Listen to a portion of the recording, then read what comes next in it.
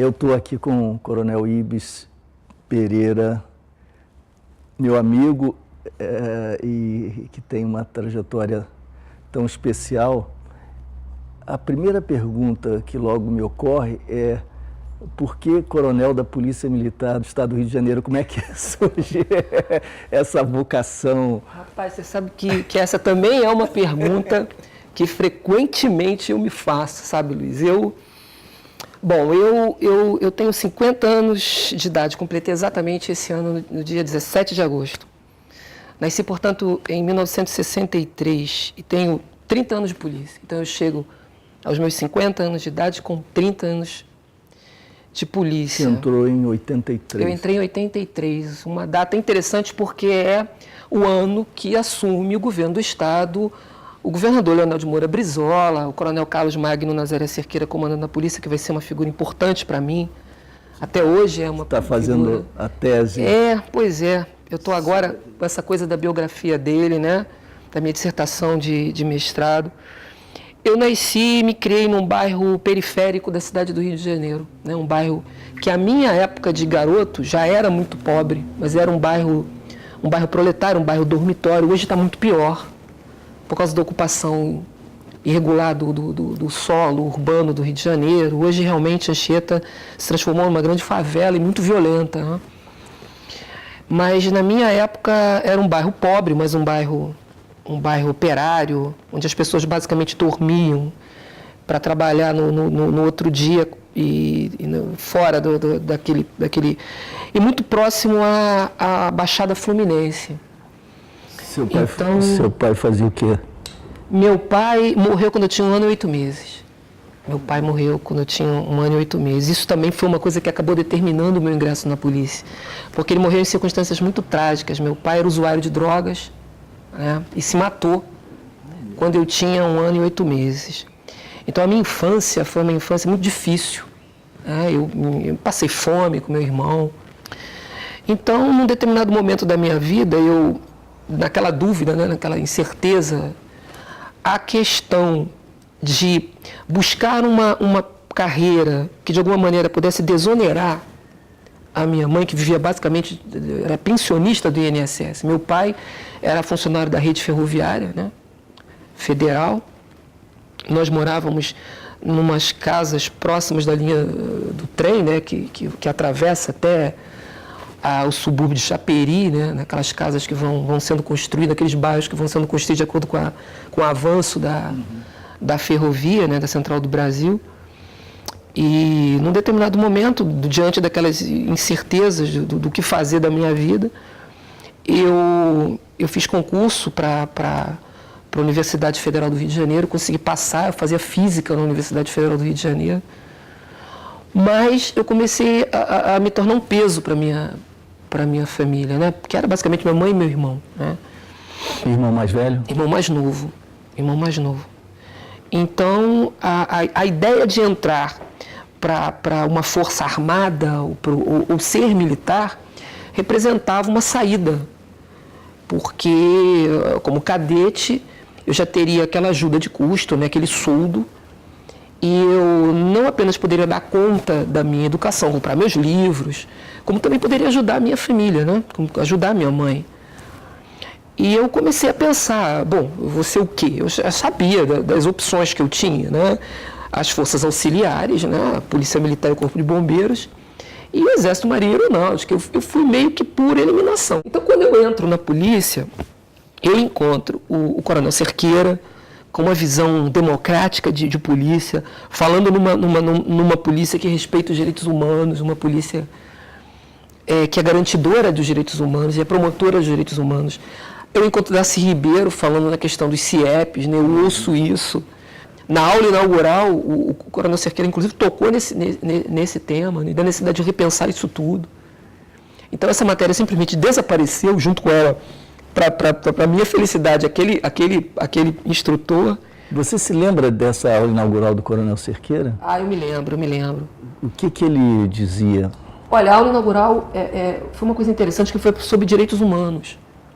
Foi sobre a necessidade de repensar e de construir uma ideia de polícia e de eficiência policial a partir do viés dos direitos humanos. Assim, medir a operacionalidade da polícia é isso. Pensar a operacionalidade da polícia a partir de um viés de direitos humanos. Ou seja, a polícia ela é tão ou mais eficiente à medida que ela respeita os direitos humanos. Quer dizer, não adianta você ter uma apreensão fabulosa se morre um inocente numa operação da polícia. Você pode apreender 10 toneladas do que quer que seja. Se morre uma criança, se morre um inocente, essa operação foi um fracasso. Né? E você dizer isso... Ou mesmo um suspeito que não tenha reagido colocando em risco a vida do outro. Pois é, a pessoa está lá, um funcionário da boca de fumo, que seja, mas não tem antecedentes, se rendeu durante a abordagem. Esse homem tem que ter os seus direitos preservados. Não pode ser executado. No Brasil, a gente não tem pena de morte sumária. Né? Então, ainda que seja uma pessoa assim, diretamente ligada ao tráfico de drogas, se essa morte acontece fora, rigorosamente fora das excludentes de ilicitude, essa morte ela é ilegal, essa morte não pode acontecer. Não pode acontecer a partir de uma lógica, não, o sujeito está ali, ele é o inimigo. Isso é uma coisa bárbara. Imagina, 1983, pois é. O Cerqueira dizia ele está falando isso em 83. Hoje, dificilmente um comandante-geral assumindo diria isso. Hoje ainda é um problema. Nós tivemos agora essa questão da maré, a questão da maré. Você foi o encarregado. Eu sou encarregado ainda do inquérito. E uma coisa que me chamou muita atenção... Inquérito interno... do inquérito policial, né? Uma coisa que me chamou muita atenção foi que, logo em seguida a revelação dessas mortes, apareceu uma matéria na mídia, na grande mídia, né, na Rede Globo, onde aparece uma foto de uma das pessoas mortas em que ele aparece com um fuzil na mão. Quer dizer, o simples fato da pessoa estar com um fuzil na mão, para a esmagadora maioria das pessoas, já é causa que legitima a sua morte. Né? Então isso parece que, olha, então ele estava lá, ele estava com um fuzil, então isso já justifica a morte. Isso porque muitos que estão assistindo a entrevista não sabem ou não se lembram do caso da Maré. Em junho de 2013, 10 pessoas foram mortas. Foi um sargento nosso que morreu, e na sequência, depois de uma operação, são 9 pessoas mortas, né, em confronto com a polícia. E veja, eu não estou fazendo nenhum juízo antecipado do fato, mas o que me causa surpresa é isso, é que uma foto de alguém que tenha sido morto num confronto com a polícia, com um fuzil na mão, o que de alguma maneira aponta para a sua participação, isso por si só, para a esmagadora maioria das pessoas, já retira qualquer interesse numa investigação mais aprofundada. Eu fico estarrecido, não só com isso, infelizmente essa é uma característica da sociedade brasileira ainda, né? Mas mais chocante talvez seja a atitude conivente do Ministério Público, que acaba reproduzindo essa mesma disposição, essa mesma tendência da sociedade brasileira de legitimar, de considerar natural, supor que não haja execução extrajudicial, tenha havido apenas um confronto, apenas por indícios superficiais, sem maiores investigações. Por isso que se recorre muito à chamada vela, o kit traficante. Quando a polícia perpetra uma execução extrajudicial, deixa ali uma arma, deixa alguma indicação de que essa pessoa morta teria envolvimento com tráfico e estaria armada, etc., como que a justificar a morte. Né? E o Ministério Público abençoa, a Justiça não se pronuncia, isso é engavetado. São raríssimos os casos de execuções extrajudiciais efetivamente investigadas. Luísa, há coisas assim, eu não sei se você lembra de uma imagem, por ocasião da Batalha do Alemão, da tomada do Alemão, há uma cena que realmente é alguma coisa assim de estarrecer.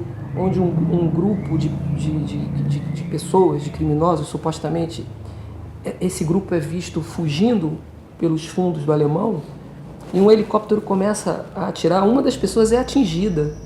Isso foi uma imagem transmitida para o país inteiro, né? Uma pessoa foi atingida no meio mais de disso, uma. né? Você dá uma olhada depois nas cenas, porque essas cenas foram... Eu me lembro das pessoas correndo, como se fosse um videogame. Sendo atingidas do alto de um helicóptero. Quer dizer, sim, elas não estavam esboçando nenhuma reação. Essas cenas foram apresentadas para o país inteiro. Quer dizer, há uma insensibilidade, muito da violência policial passa por essa insensibilidade que a gente tem com relação à questão dos direitos humanos. É uma autorização que a sociedade dá. Eu creio, e você tem muito mais condições de fazer essa análise do que eu. Eu acho que isso tem muito que ver com esse nosso passado, com essa escravidão, com essa marca da escravidão que a gente carrega como povo, né?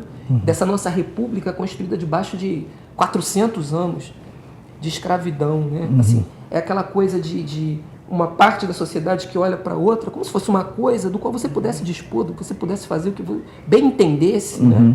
Toda essa violência que acontece na senzala, de alguma maneira não interessa a Casa Grande, né? A não ser quando acontece na sua porta. Claro. Então, o que acontece ali, nos fundos da favela do Alemão, não, as pessoas fazem parte da senzala, fazem parte do crime, da escória.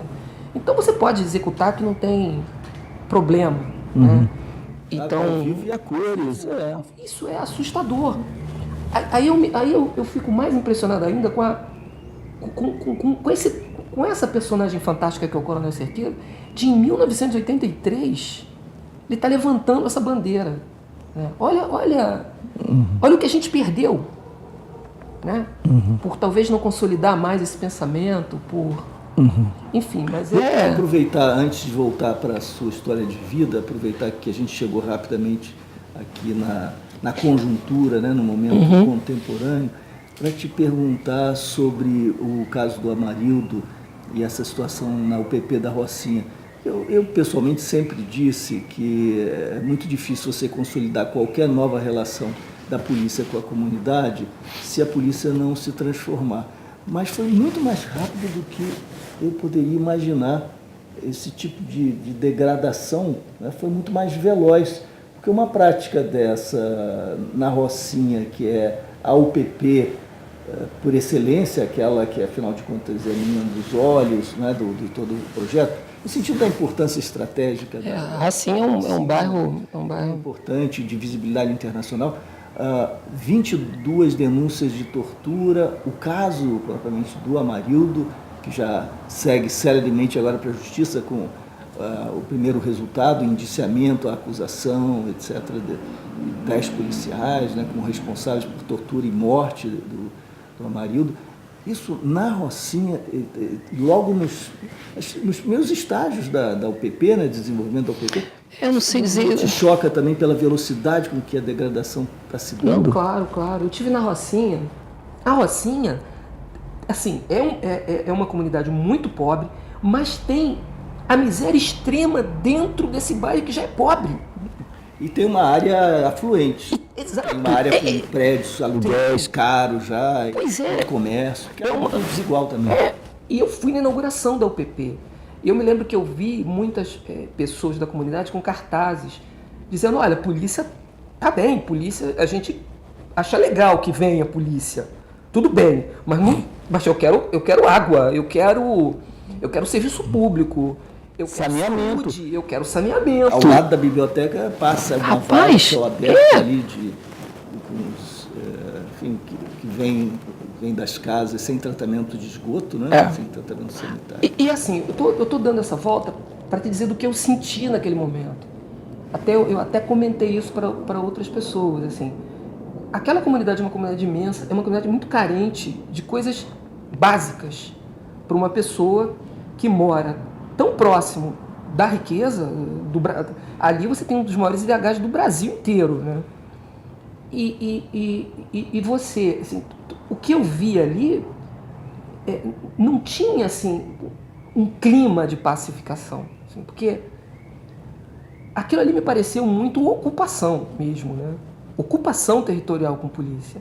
Até porque a prática cotidiana, digamos, a técnica rotineira, dados os limites de uma polícia fraturada, como você diz, que faz só o trabalho preventivo ostensivo, deixando a polícia civil a investigação, até por isso, dadas as limitações da sua, digamos, autoridade, a polícia só pode abordar.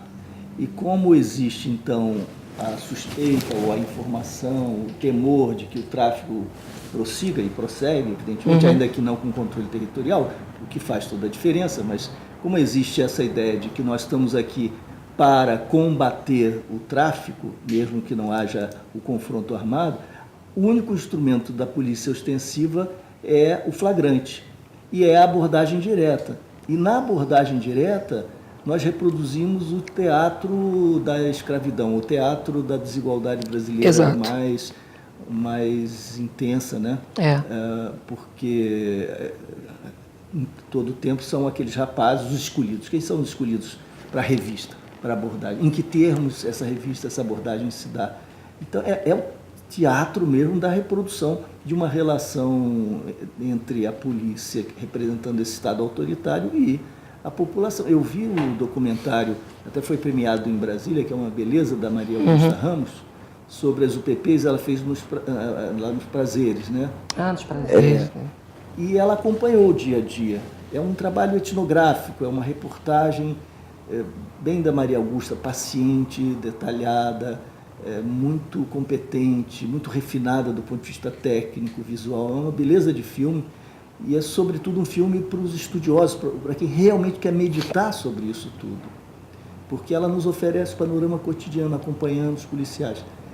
E eles abordam todo o tempo com revistas que são violentas, são insultuosas, já passam sempre a mensagem da suspeição, são sempre os mesmos, os personagens típicos, os escolhidos são sempre os mesmos. E a tendência é que essa fricção acabe se transformando no que a gente pode imaginar, né?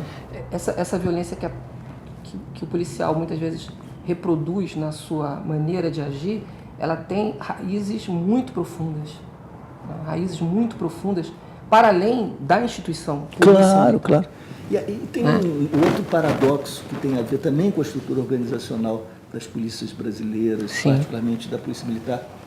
Você, depois nós vamos falar sobre isso, tem um papel muito importante na formação policial, mas na formação dos oficiais. Quando aqueles mais carentes da formação policial de qualidade são as praças, são aqueles soldados, cabos, sargentos, que operam diretamente com a população. Em sua maioria não são oficiais, eventualmente o tenente está presente, etc.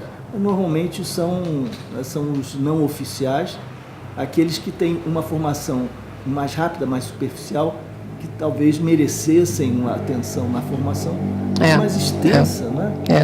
Uma pessoa assim como você, que tem essa formação, esse tipo de sensibilidade, que tem os seus valores e que vive, então, inquietações, contradições dentro da polícia, como é que você olha no espelho e se pensa, puxa, sou coronel da Polícia Militar do Rio de Janeiro, depois de junho de 2013, como é que é a sua apresentação pública, quando você é apresentado como coronel da Polícia Militar do Rio de Janeiro hoje para um público jovem? Que sensações você tem? De que maneira você processa as contradições, elabora tudo isso? Olha, Luiz, eu tenho uma visão da polícia, né? Eu entendo as nossas falhas internas, né? Eu acho que muita coisa, o nosso dever de casa, eu acho que nem sempre a gente consegue elaborar bem, mas eu também entendo que muito dos nossos desconcertos, eles são frutos de toda essa esquizofrenia, né, que a gente tem chamado de política de segurança nos últimos 30 anos, desde que eu entrei. Os descompassos da polícia, eles são incompreensíveis sem esse olhar maior para o conjunto da sociedade. Sem dúvida. A nossa baixa sensibilidade com relação à questão dos direitos humanos, Luiz, e esse autoritarismo socialmente admitido, está aí a origem desses descompassos, dessa violência, muitas vezes dessa brutalidade. Né? Não, sem dúvida. Isso daí é alguma coisa... coisa... Entretanto, eu acho importante salientar esse ponto, é uma das questões de debate frequente com alguns amigos meus da polícia, que chama a atenção com razão para o fato de que os males da polícia, seus vícios, suas práticas não existiriam sem autorização da sociedade e provém desse tipo de desigualdade, do racismo, das discriminações, enfim, da cultura autoritária brasileira. Quando fazem isso, nós às vezes divergimos, não porque eu considere equivocado o diagnóstico, acho absolutamente correto, mas porque isso muitas vezes acaba justificando um certo tipo de postura política diante da questão policial na sua especificidade.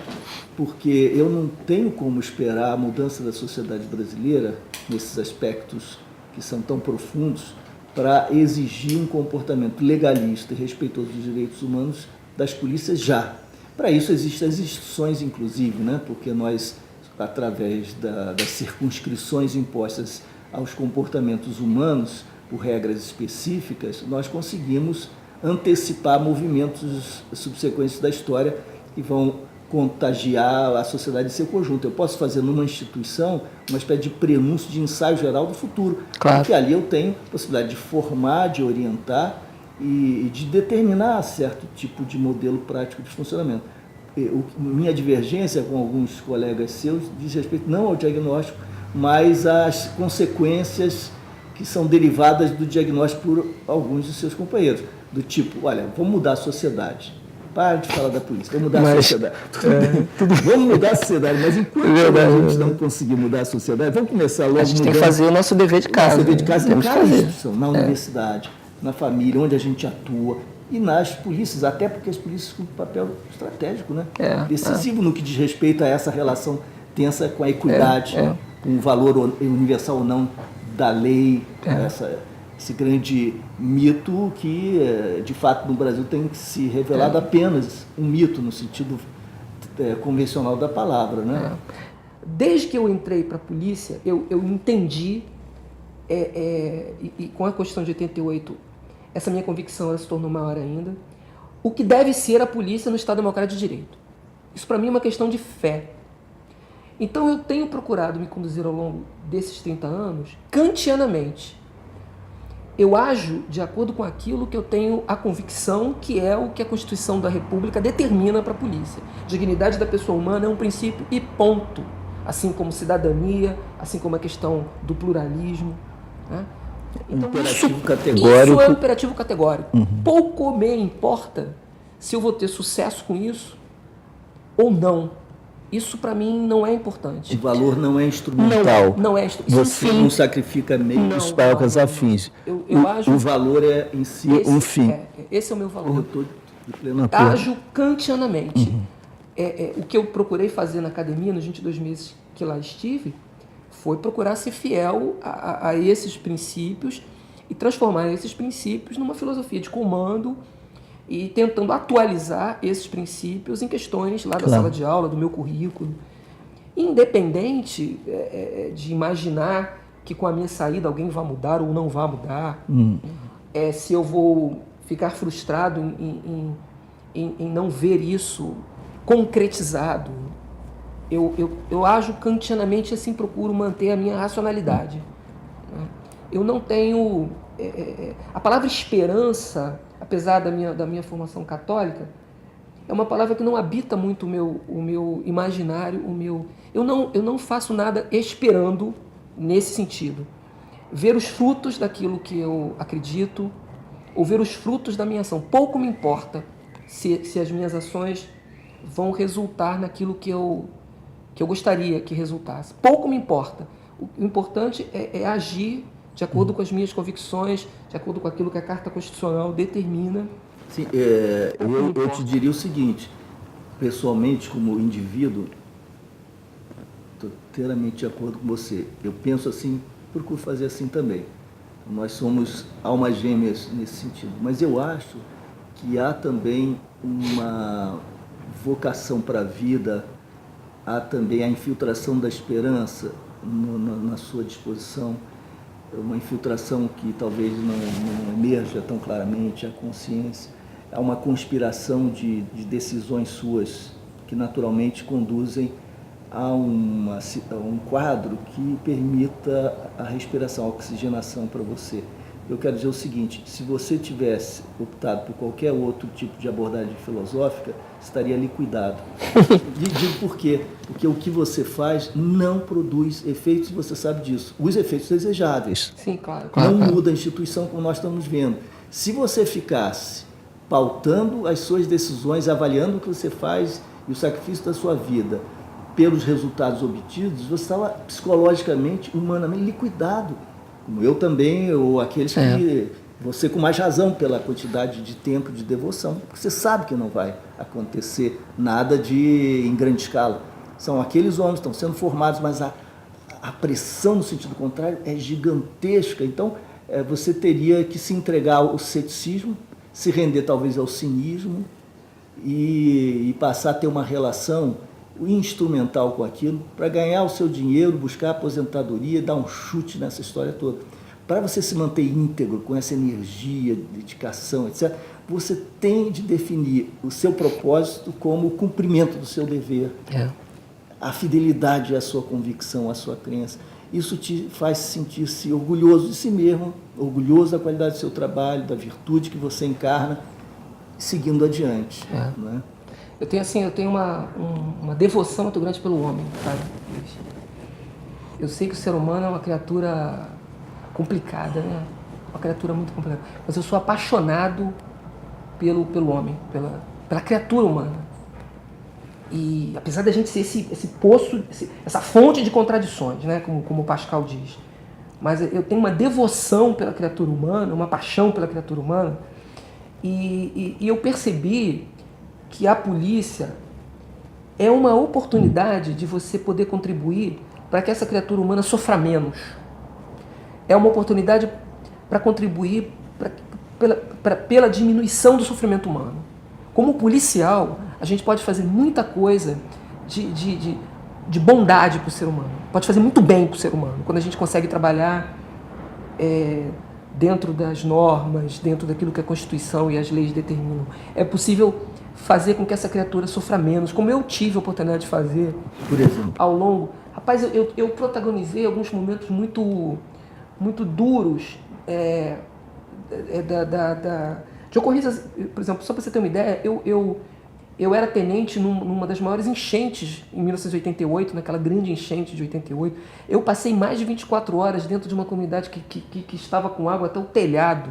Tive a oportunidade de resgatar muitas pessoas e estar do lado de pessoas que perderam absolutamente tudo. Né? Tudo. Que já não tinham nada, mas elas conseguiram perder o pouco que tinham. Né?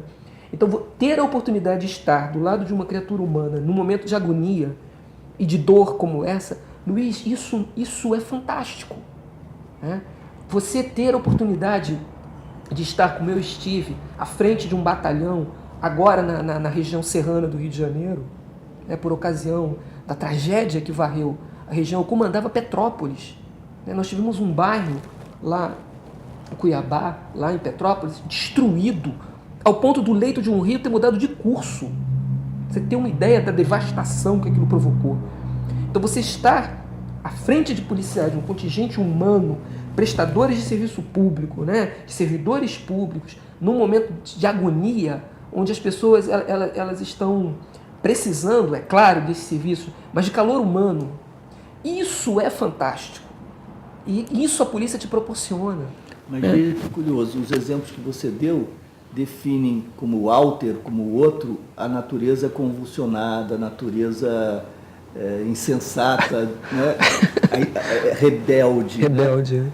E os homens rebeldes do outro lado, quando eles são os outros? Pois é. Qual o exemplo que você tem de trabalho gratificante da polícia quando o crime está envolvido? Rapaz, isso é terrível. Isso assim, eu já, ao longo desses 30 anos, já aprendi muitas pessoas. Eu já tive a oportunidade de prender, inclusive, policiais que tiveram, em um determinado momento da sua vida, que optaram por um lado criminoso. Já participei de muitos conselhos em que eu excluí guarnições inteiras envolvidas com o crime. E isso sempre foi, assim, para mim, o mais doloroso. foi porque eu nunca, nem diante do pior criminoso, e eu já tive a oportunidade de prender estupradores, né, traficantes, mas eu nunca consegui olhar para uma pessoa como essa e não perceber a sua humanidade, a sua bondade, aquela bondade que fica ali residual, que por mais bárbaro que tenha sido o ato, não consegue sepultar. Então eu sempre, eu nunca consegui olhar um criminoso desconsiderando a sua figura humana. E quando eu fui para a academia, e nas duas escolas pelas quais eu passei, tanto na Escola Superior de Polícia, quanto na Academia de Polícia, eu tentei criar um mecanismo, ativar um mecanismo através das nossas práticas pedagógicas, que pudesse enfrentar essa paixão triste, né? Que às vezes o ódio ao que a pessoa faz, né, ao crime, que se estende àquela humanidade que pratica aquilo, né? Porque a gente confunde, né, o ato, o fato, com o homem que pratica, né? Então eu procurei sempre nas minhas... Foi uma coisa que eu entendo que foi a maneira como eu consegui me preservar a minha humanidade, apostando nos afetos alegres. Eu acho que a única maneira que a gente tem de fazer com que um policial ele não extravase o seu ódio depois de ter trocado tiros com alguém, né, depois de ter tido a sua vida ameaçada pelo outro, e de repente esse policial prende essa pessoa que o agredia até bem pouco tempo, e num momento de ódio elimina aquela vida. Eu sempre acreditei que o mecanismo que a gente tem para impedir que esse tipo de atrocidade aconteça é apostar nos afetos alegres. Não adianta você sentar um policial e dizer o seguinte: olha, você não pode, você tem que respeitar os direitos humanos, você tem que fazer isso, tem que fazer aquilo, coisa muito cerebral. Isso é fundamental. Mas é preciso criar oportunidades de ativar os afetos alegres. Então, através da criação de um ambiente dentro da unidade, de solidariedade, de fraternidade, de amizade, apostando nesses vínculos que nos fazem humanos, né? Então, eu procurei levar essa minha experiência para esses espaços acadêmicos, porque foi a maneira com que eu me preservei. Até hoje é muito... Todas as vezes que eu prendia alguém, eu ficava, por um lado, satisfeito pelo meu ato, e principalmente porque as minhas prisões eu não tenho um auto de resistência na minha ficha, apesar de ter participado de várias trocas de tiro. Eu tenho muitas prisões na minha folha de antecedentes, na minha folha de alterações, mas eu nunca matei e nunca permiti que se matasse ou que se violasse um direito humano de um preso meu. Mas ao mesmo tempo que eu ficava satisfeito pelo cumprimento da minha missão, por afinal de contas estar prendendo uma pessoa, um criminoso, um estuprador, um assaltante, me dava uma pena danada daquela pessoa, sabe? Porque eu conheço o caminho disso, eu sei para onde ele vai, eu conheço a realidade do sistema penal. Então isso para mim sempre foi uma fonte de muita perturbação interna, né? De ver o fracasso daquela criatura humana, né? Que vai para o inferno, porque o sistema prisional é um verdadeiro inferno. Uhum. Então eu acho que isso é a grande dor de você ser policial. E às vezes eu me pergunto se todo esse embrutecimento, que é inegável, que acontece com quem... Muitas vezes ele não ocorre por uma necessidade de você se preservar. Porque você... Muitas vezes eu assumi o meu serviço, eu socorri uma parturiente, como eu socorri 3 parturientes no meu período de tenente. 2 pessoas tiveram filhos dentro da minha viatura. Eu ajudei a socorrer. A primeira ocorrência da minha vida, Luiz, eu era aspirante, 2 horas da manhã de um sábado, eu indo para Santa Cruz, eu passei em frente da favela do Aço, que é uma comunidade miserável da Zona Oeste, que deve ser até hoje.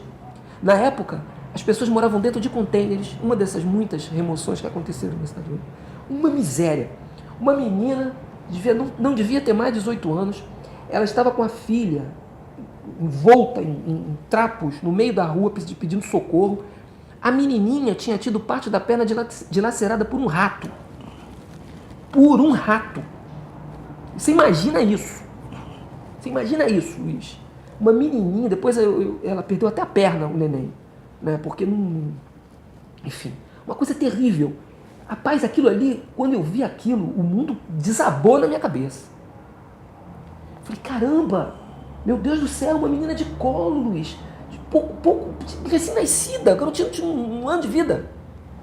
Falei, meu Deus, eu não sabia o que fazer. Eu aspirante. Então, como é que se lida com isso? Enquanto você tem que formar um policial capaz de lidar com isso e, ao mesmo tempo, falando da academia, né?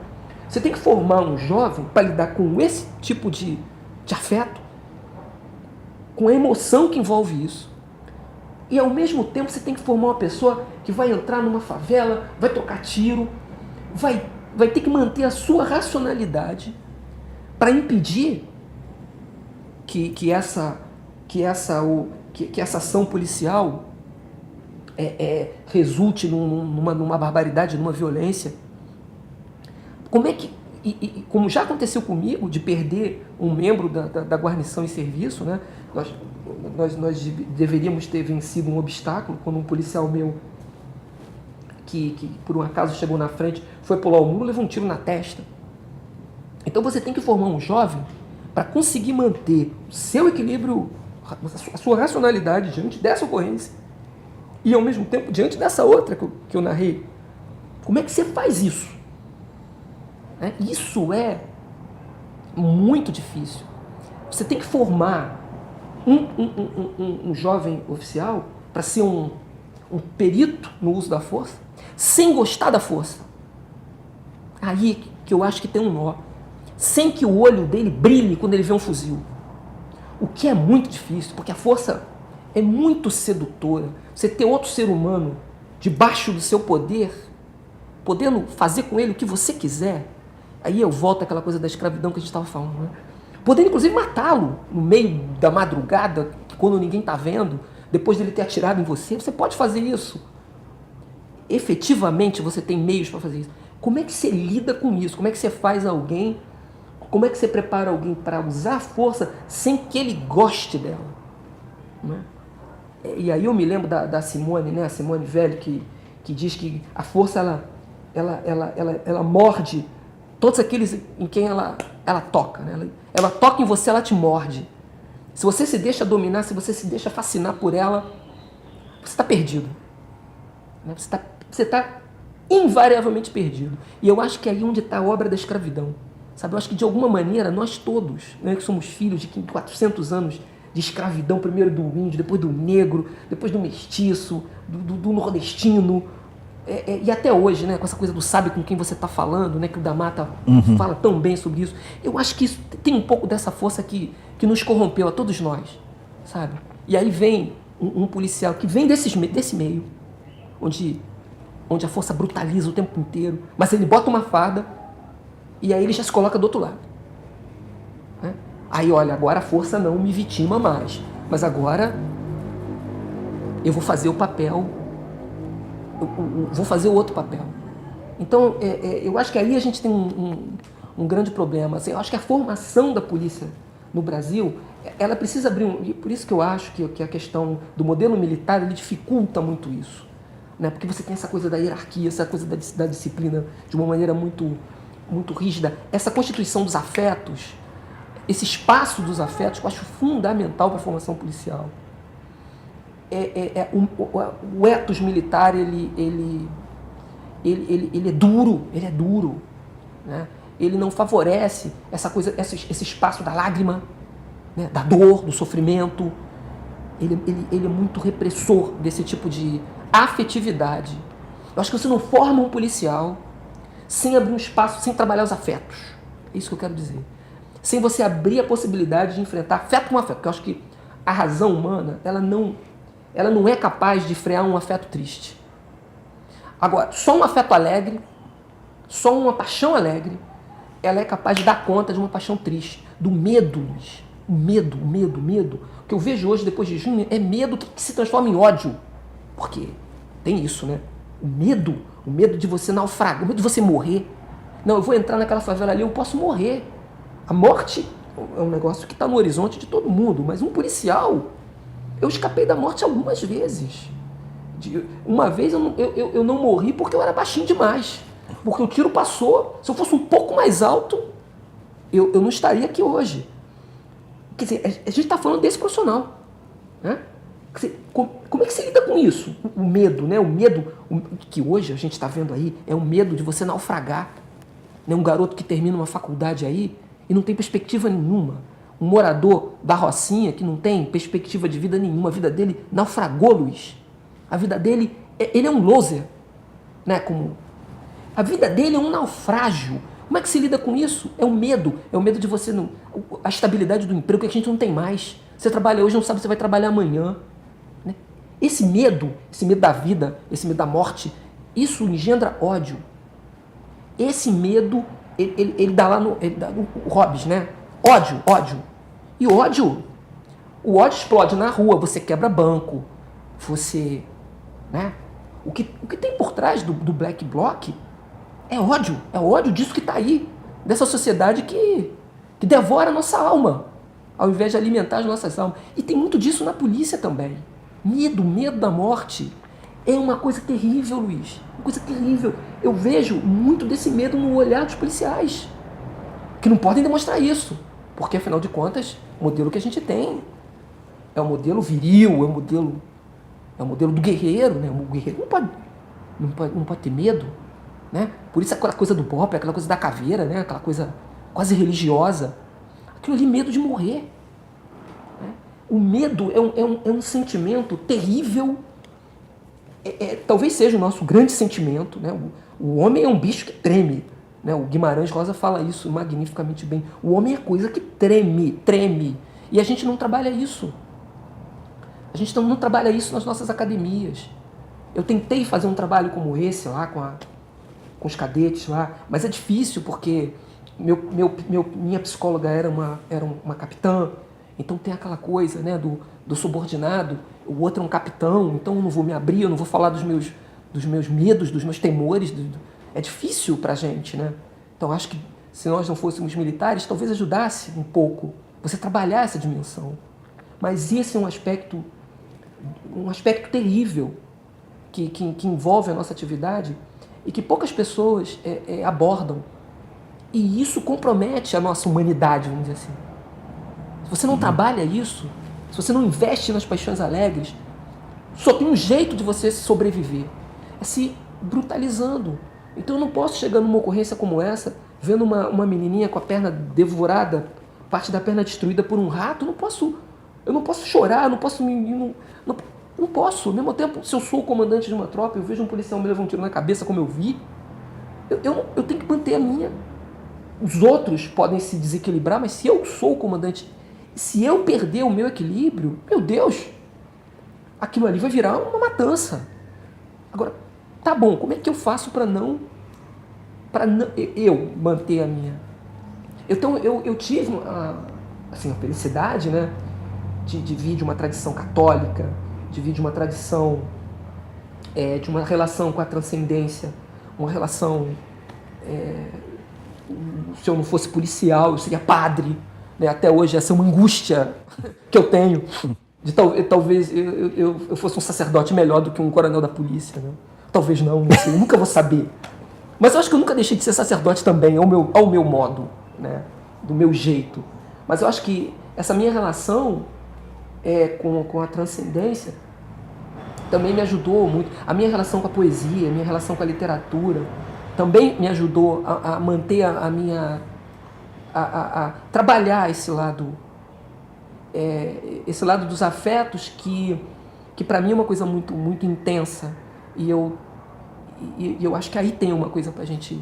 Você falava de descobrir o resíduo de bondade, né, cada ser humano. O homem, naquela mulher, naquele ser humano que acaba de perpetrar o mal, né, de forma clara, quer dizer, para além de qualquer qualificação criminal, alguém que acaba de cometer um ato extremo de grande violência contra um outro ser humano, etc., etc., você naquele momento ser capaz, é um desafio extraordinário, e você consegue fazer isso, de descobrir, de identificar ali o resíduo de bondade, eu nem diria de humanidade, porque a humanidade é dupla, ou enfim, multidimensional, e é a humanidade que está presente nos atos monstruosos, nos atos terríveis, nos genocídios, é também a humanidade, é também o humano, né? Mas esse lado humano benigno, amoroso, solidário, etc., isso que a gente chama bondade, você é capaz de identificar quase que a contrapelo, né? No avesso, residualmente presente. Eu falava sobre isso quando pensava a relação da criança com a violência, do adolescente com a violência, ingressando num grupo armado, no tráfico. E eu falava da invisibilidade social, de como isso esmagava o sujeito e como, apontando a arma pela primeira vez, antes de que esse ato pudesse se converter numa rotina, havia uma mão estendida sob a arma apontada, e a mão estendida era uma tentativa de contato, estabelecimento de uma relação, de uma comunicação, até porque a gente sabe que nas relações humanas, às vezes o conflito revela uma troca afetiva, quando a indiferença é que constitui exatamente o avesso da afetividade, né? A ignorância do outro, a indiferença em relação ao outro. E quando eu falava dessa contradição, é um gesto violento, é um gesto ameaçador, é terrível, mas há também uma demanda por reconhecimento, valorização, afeto, nesse gesto de apontar a arma e de buscar aquela relação.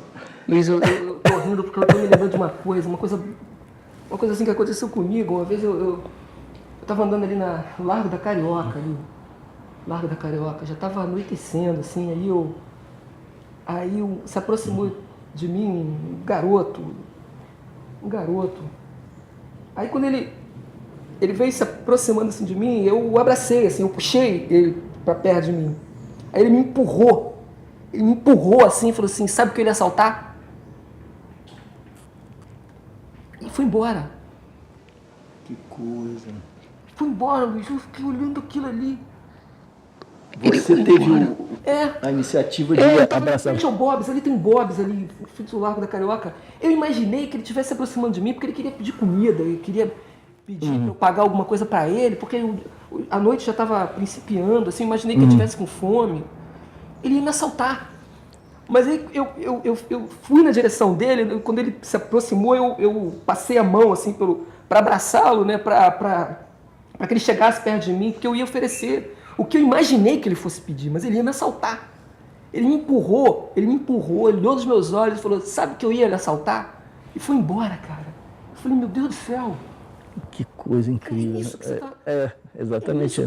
Às vezes, Luiz, essa invisibilidade, é melhor você ser punido, uma mão para te castigar, do que você simplesmente não ser visto, ser invisível. Claro. Para essa sociedade que está aí. O problema é quando você tem essa demanda por reconhecimento, valorização, afeto.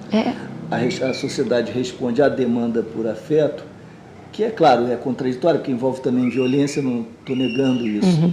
Mas a sociedade responde unilateralmente, só a ameaça, só a violência, sem ouvir a demanda por reconhecimento.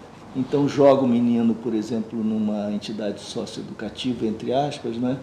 Em que ele vai ser submetido a todo tipo de humilhação, de degradação, e vai encontrar naquele espaço o que a gente chama na sociologia de estrutura de plausibilidade para uma hipótese sobre si, para uma narrativa sobre si mesmo, para uma construção de si a pior possível, para que ela compatível com aquela ambiência, com aquele jogo de relações. E ela acaba absorvendo de fora para dentro uma certa, entre aspas, identidade e começa a agir em conformidade com essa imagem que formula a respeito de si mesmo, fruto da negociação com a realidade ambiente, né? E mais adiante vai reproduzir aquilo que seria o atributo dessa tal identidade negativa, que é mais ou menos uma decorrência natural desse processo E aí o crítico vai dizer assim, tá vendo? Não disse? E vai. Não disse? E vai. Não tinha saído, não tinha jeito, estava condenado. É uma profecia que se cumpre, se autocumpre. Exatamente. Que é, exatamente, é um mecanismo perverso. A gente quer combater a violência, gera violência. E condena o outro a ser um instrumento da violência. Né? E a literatura, de que modo ajuda ou ajudou você, ou é parte do seu universo de referência? Assim, eu desde cedo eu me apaixonei pela leitura. Nós éramos muito pobres, mas eu tinha um vizinho que trabalhava na Manchete, né? Ele levava revistas, histórias em quadrinho. Então aquele universo das cores, do Tio Patinhas, aquela coisa toda, eu fui me encantando com aquelas narrativas. E eu sou de um tempo que a escola pública ela não era isso que tem hoje, né? Era um pouco melhor. A escola pública, não tanto, mas era um pouco melhor. A gente tinha uma biblioteca lá. Então, da história em quadrinho, eu fui me aproximando da biblioteca. E eu tinha uma professora, Maria José, que foi uma professora muito engraçada, como a gente não esquece. Né? Ela me deu dicas de leitura. Machado de Assis, ela me falou do Machado de Assis. E tinha lá Machado de Assis, eu li Machado de Assis bem novo. Aí eu descobri Machado de Assis. A literatura me fez descobrir a complexidade que é o homem, sabe? De onde você pode tirar a nona sinfonia de Beethoven e pode tirar um campo de concentração. Da alma humana sai tudo. Né? E eu me apaixonei por essa complexidade. Né? E eu comecei aí vem o meu lado cristão trágico, né? Porque eu gosto de até por conta dessa minha visão do cristianismo, essa visão trágica do cristianismo, de um Cristo que morre na cruz, esse que sofre e que não sai da cruz, que é esbofeteado, que apanha, esse lado sofredor, miserável, abandonado. Então eu juntei essas coisas e fiz uma química meio maluca. Eu comecei depois eu descobri o Pascal e vi que antes de mim o Pascal já tinha visto isso, né? Que a nossa grandeza está na nossa miséria. Então você conseguir deduzir a grandeza do ser humano e perceber a sua imensidão, justamente quando ele é mais miserável, ele está caído, e você perceber esse brilho no olho de alguém que está indo para a cadeia, mas que tem ali uma alma imensa e com toda uma potência que não aconteceu.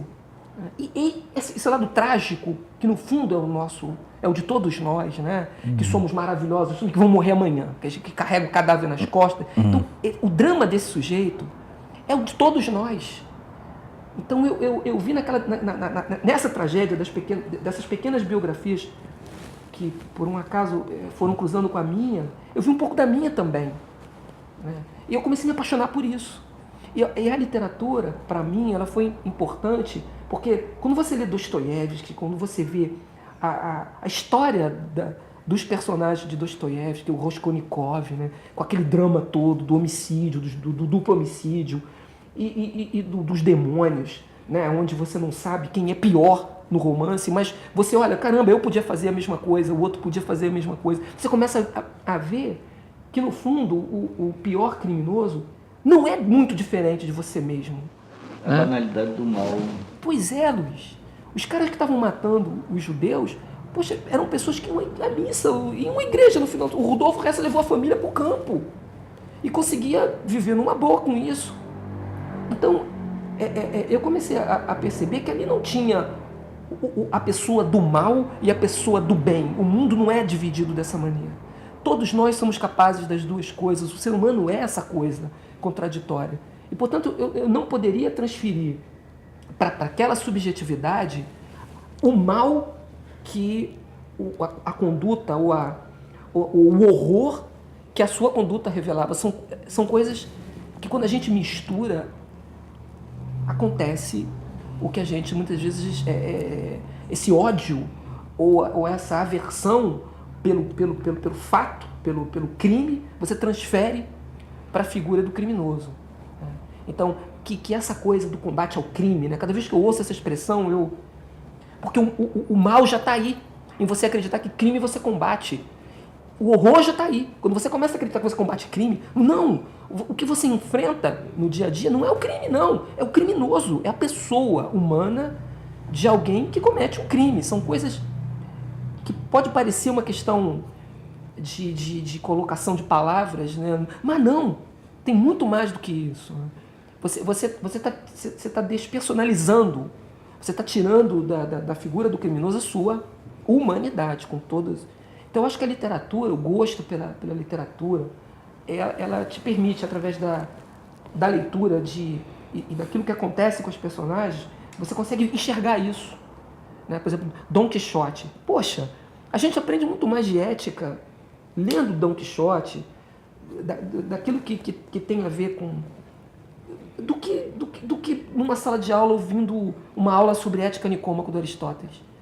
A leitura daquilo, você se deixar levar, se deixar se envolver os seus afetos por aquele maluco genial e absolutamente... O cara que não tinha... É exatamente o contrário da gente hoje, né? Exatamente o contrário da gente hoje. Hoje só se fala em gestão, só se fala em projetos, só se fala... Então o Quixote não tinha nada disso. Ele tinha vontade de fazer as coisas, tinha vontade... Né? Ele era um cara que não tinha projeto nenhum, mas tinha ideal. Né? A gente é exatamente o contrário. Né? A gente é uma cabeça cheia de projetos. Hoje só se fala nisso, né? Projetos, gestão. Não tem ideal nenhum, não quer chegar em nenhum lugar, a não ser na mercadoria, a não ser no... E por isso que eu vejo, depois de junho eu tenho visto muito isso, né? E com muita aflição, né? Eu vejo muito isso, eu vejo um monte de subjetividade que quer acontecer. Mas não tem como acontecer, Luiz. Não tem como. Quem está fora dessa ordem que está aí, dessa coisa horrorosa, vai continuar fora. A não ser que a gente mude estruturalmente essa coisa toda, eu não vejo como, nessa fase do capitalismo financeiro que a gente está vivendo aí, quem está fora, está fora.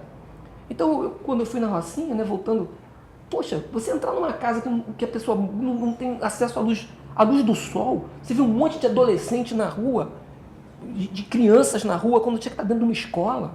Caramba! São subjetividades que não vão se expressar, não vão conseguir acontecer, não vão ser vistas. Numa sociedade onde você precisa ter acesso à mercadoria para você ser alguém, cara, essas pessoas não vão chegar a lugar nenhum. Então o tráfico, ter um fuzil na mão, é uma forma de expressar a sua subjetividade. Quebrar um banco, ou tacar fogo numa lata de lixo, também é uma forma de agredir uma sociedade que te agride o tempo todo. Né? Então, eu creio que a literatura, para mim, foi essa descoberta do homem, né? Essa descoberta da experiência humana e de como a palavra, ela pode te fazer chegar a tocar nesse humano. Né? Um romance, ela te toca em uma poesia, ela te toca em esferas, em estratos, em dimensões, é isso que eu quero dizer. Ela toca em dimensões da alma humana que nenhum discurso sobre direitos humanos toca numa sala de aula. Assim, nenhum. Você pode ler o Código de São José da Costa Rica para um garoto, você pode dizer para ele, provar da Constituição para ele numa sala de aula, ele vai fazer a prova e vai tirar 10. Mas uma poesia, um romance, né? Um romance de Dostoiévski, um Dom Quixote de La Mancha, pode tocar na alma humana como nenhum tratado pode tocar. Por isso, quando eu estava na academia, eu apostei muito nisso. Botei os garotos para ler, levei o pessoal da BL para falar de literatura para eles, para falar de poesia para eles, na esperança de que o poder, a magia da palavra, pudesse tocar naquelas almas, como eu tenho absoluta certeza. Porque a gente não faz as coisas porque sabe o que é o certo e o que é errado. A gente faz as coisas que a gente quer fazer, que a gente tem vontade de fazer. O drama é direcionar essa vontade para aquilo que o ordenamento determina. E eu acho que se você não trabalha os afetos, se você não redireciona os afetos, a gente não consegue fazer isso. E a literatura pode dar conta disso. Mas para que esses afetos e a vontade se direcionem para o que o ordenamento determina, e para que isso seja justo, legítimo, desejável, é também importante que o ordenamento determine expresse esse desejo, corresponda Sim. a essa vontade. Aí a gente volta à história do Rousseau, e você citou Kant, que era o admirador do Rousseau. Eu devo obedecer a mim mesmo, apenas a mim mesmo, e, portanto, a lei que é legítima, justa, aquela que me compete, de fato, obedecer, que eu desejo obedecer, é aquela que eu me dou a mim mesmo. É autonomia, né? O princípio da autonomia. E se nós pudermos conviver na sociedade desse modo, encontrando formas para que a autonomia, a emancipação, esse desejo libertário se afirme, mas na perspectiva do entendimento da solidariedade, a utopia se aproxima. Né? É verdade. A gente precisa de tantas mediações institucionais para que se torne plausível a ideia kantiana e rousseauista, né? De dar-me a mim mesmo a única lei que me cumpria, seja fazer do desejo o horizonte da minha orientação axiológica, normativa, sem que isso seja disruptivo, violento e impeça que o outro vivencie sua potencialidade plenamente. Esse desafio de tornar isso menos impossível por meio de instituições e de arquiteturas políticas. Eu acho que tem isso. Desafio. Eu acho que tem isso na nossa Constituição, né? Quando o legislador coloca lá que o objetivo é construir uma sociedade livre, justa e solidária. Eu acho lindo o dispositivo, o artigo 3º da Constituição, quando ele diz isso. O objetivo da gente, e eu acho que o objetivo da polícia é colaborar para isso, né? Já que a gente é um órgão da República, é ajudar o Estado Democrático de Direito a ser isso, né? A ser uma sociedade, através de suas instituições, né, dirigidas para a construção disso, dessa sociedade mais livre, mais justa e mais solidária. Caramba, como a polícia pode contribuir para isso?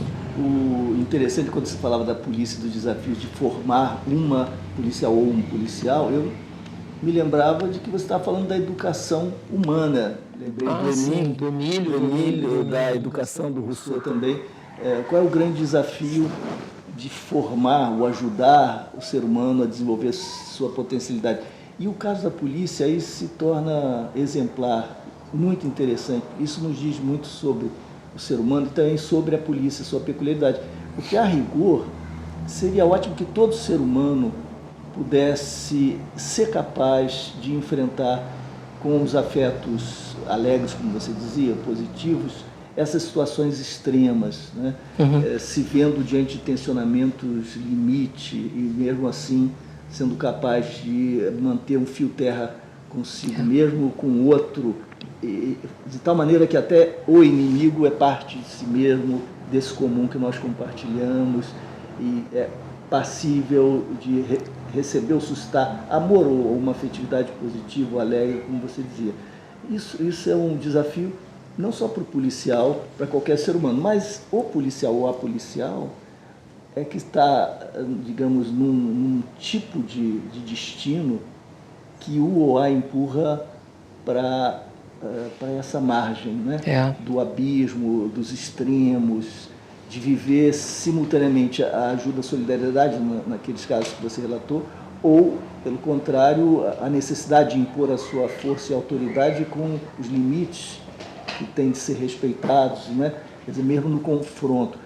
Então é como se a polícia ensaiasse, exercitasse as potencialidades do humano no seu limite, né, de forma extrema e contraditória. O tempo todo. Mas essas questões são todas questões nossas para todos nós em quaisquer profissões, porque são muito superiores aos limites de quaisquer profissões, dizem respeito a essa profissão que é ser humano, né?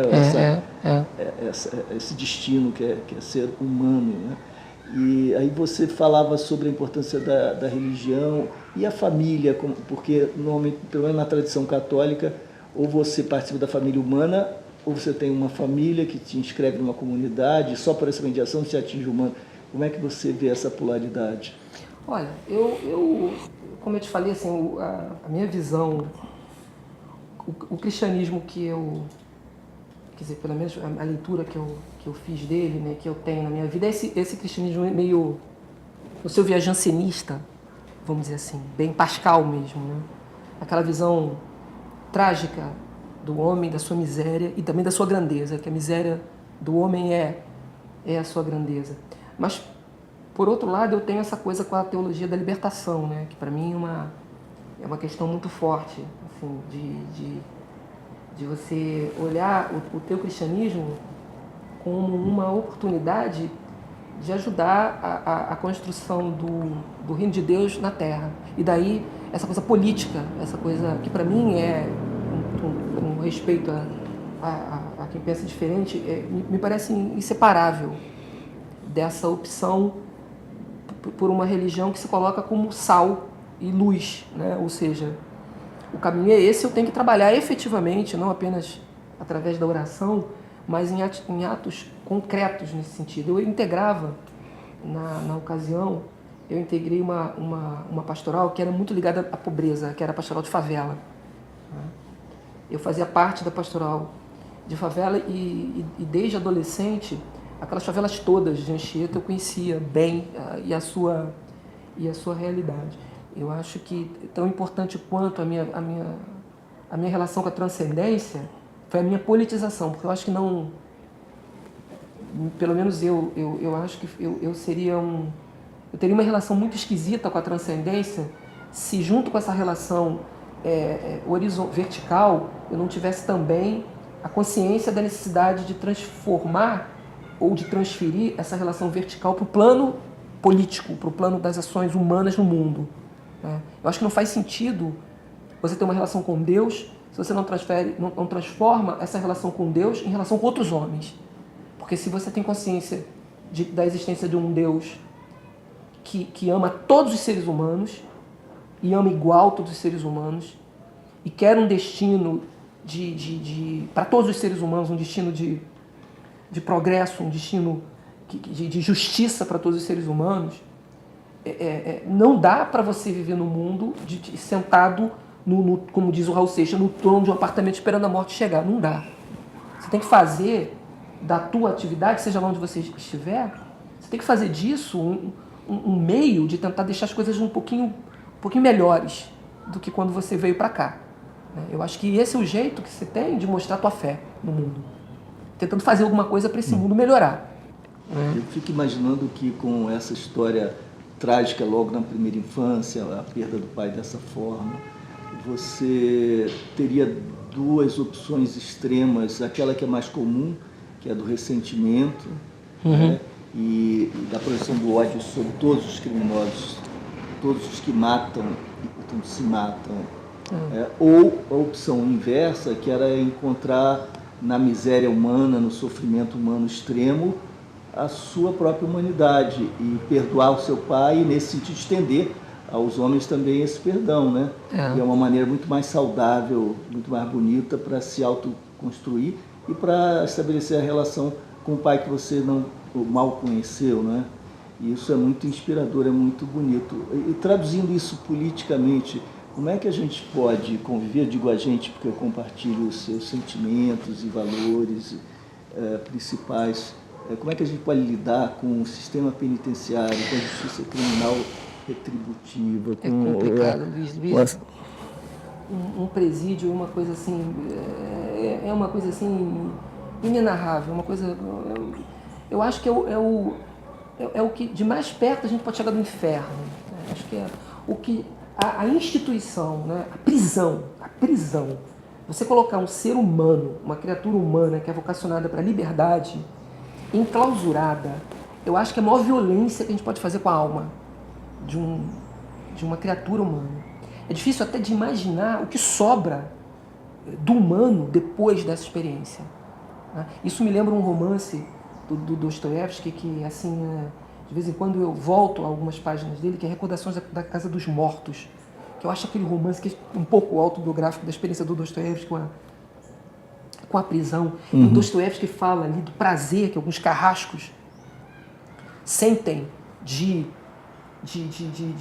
produzir dor em outra criatura, né? Em outra criatura humana. Ele chamava isso de embriaguez administrativa, né? O gosto que a gente tem e que às vezes eu vejo em alguns policiais, né? Essa coisa de você demonstrar poder sobre outra criatura. E ali, aqueles homens, aquelas mulheres, elas estão absolutamente entregues ao poder da instituição, né?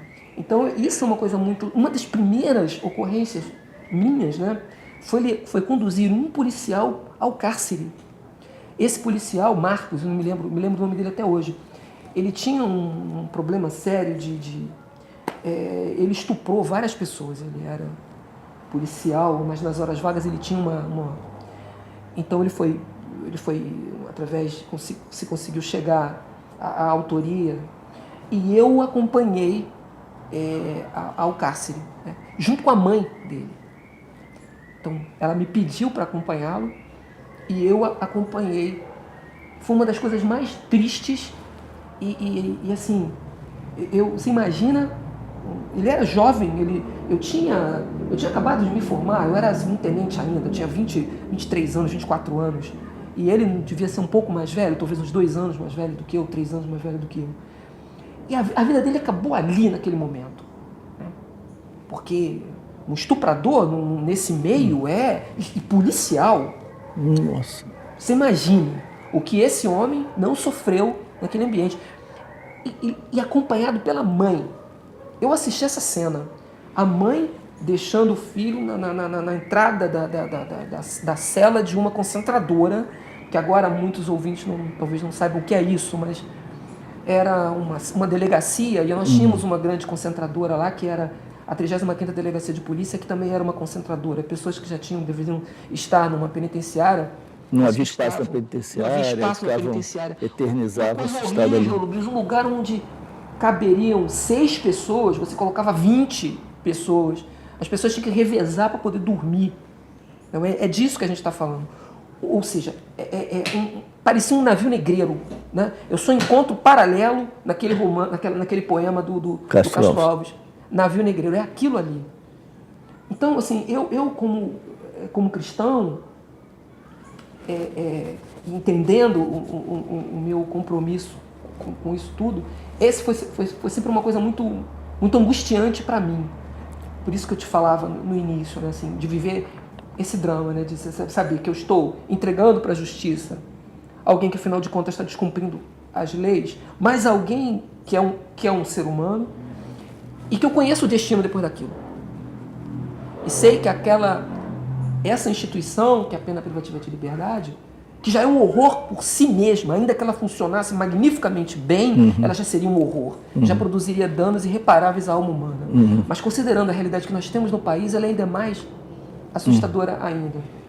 Deixa eu te interromper um instante, porque nós chegamos numa descrição do horror, né, da miséria humana, e de uma miséria humana, ou de uma miséria institucional, né, que explora a miséria humana e a submete à potencialização, né, a mais, digamos, sádica. Quando eu vejo esses meninos do Black Bloc quebrando as coisas, etc., essa não é a tática que eu proponho a ninguém, não me parece que produza qualquer tipo de benefício. Faço as críticas até nas conversas com eles em relação seja as motivações, os meios, as consequências, etc. Mas é impossível não compreender de que é que isso fala, a que é que isso se reporta. E por isso me parece insensível, para dizer o mínimo, ou hipócrita, para dizer o máximo, quando se os critica assim unilateralmente. Como vândalos. Né? Como vândalos. Sim, mas, meu Deus, os vândalos são a minha dor, a nossa dor coletiva. A melhor forma de tratar dessa dor não é simplesmente gritar, espernear, porque essa dor apenas se reitera, mas fazer essa dor calar como se ela não tivesse a sua própria legitimidade, inclusive moral, psicológica, é de uma insensatez, não é? Assim como nós compreendemos o gesto do menino que aponta a arma pela primeira vez, buscando um contato e demandando o reconhecimento do seu próprio valor e afeto, paradoxalmente, contraditoriamente, como é que a gente não vai compreender esse grito, essa dor, essa aflição, essa angústia que eles vocalizam, que eles dramatizam performaticamente nas ruas? E, por outro lado, os policiais também, que frequentemente agem como sintomas. Eu acabei de escrever um texto dramatúrgico em que, sem pensar, porque eu prefiro escrever assim, deixando que as palavras se busquem mutuamente, né? Criem lá a sua própria gravitação, para que esse trabalho seja mais do inconsciente, das forças criativas, mais do que de um cálculo da razão, porque essa questão ultrapassa, né, a razão. E quando a gente deixa que essas vozes falam, algumas coisas nos surpreendem, nós aprendemos quando escrevemos. Né? Então, sem pensar, veio naturalmente a ideia de um ódio comum, de um ódio único, que se conecta, que se alimenta e que acaba estabelecendo uma corrente, né, uma corrente elétrica comum. Eu dizia que é a fonte de uma energia que poderia iluminar a cidade, mas pode produzir o blackout. Mas e aí na utopia da dramaturgia, a personagem, a protagonista, sonha com a criação de um coletivo de policiais, black blocs jovens, etc. De policiais. Com todos, todos aqueles que comungam essa revolta. Até para que possam purgar o ódio e transformá-lo em um outro tipo de energia, né?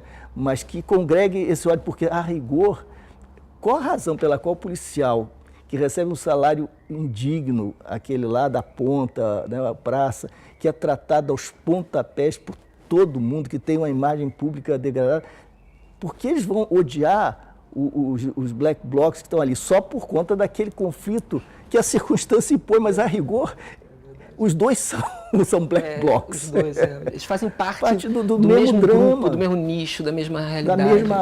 Do mesmo sentimento, né? Eles são sintomas de um mesmo percurso, de uma mesma dor, né? E é de uma limitação extraordinária, né? Então, eu sempre sonho com o encontro dos black blocs com os policiais, para que eles se conheçam. Seria interessante isso, seria muito, muito interessante. Vamos tentar fazer Olha, eu topo. Seria enriquecedor esse diálogo. Até para a gente poder... Até indo além dessa história, segurança pública, tática, estratégia, instituição, até onde você vai, você não pode ir. Não, esquece tudo. E vamos falar de nós. Luiz, tem muito ódio aí, Luiz. Tem muito ódio represado. Eu tenho visto esse ódio, em 30 anos de polícia, eu tenho visto esse ódio no rosto das pessoas. Muito ódio. Você imagina, essas favelas, tem favelas no Rio de Janeiro que as pessoas não têm ideia do que é uma favela. Muita gente fala de favela e nunca colocou o pé numa favela. Você tem uma favela como a Cidade de Deus, né, onde a gente hoje tem uma UPP. A Cidade de Deus, ela tem uma favela dentro da favela. Tem lá perto do pântano. O Karatê ali. Meu Deus, é um negócio assim, é desumano. É uma coisa absurdamente cruel. Submeter uma criatura humana a uma vida que isso não é vida. Isso não é vida no sentido pleno da palavra. Essas pessoas não vivem, elas têm uma eu não sei nem o nome, eu não sei que nome dá para isso. Porque a vida, ela pressupõe um horizonte de expectativas, de imaginação, de você estar aqui hoje, você imaginar como vai ser sua vida daqui a... Essas pessoas não sonham, elas não têm nenhum tipo de sonho, a não ser no que elas vão comer amanhã. Né? Quer dizer, é um negócio assim... O que é isso? Isso é um homem? Isso dá vontade de fazer igual o Primo Levi, né? Isso é um homem?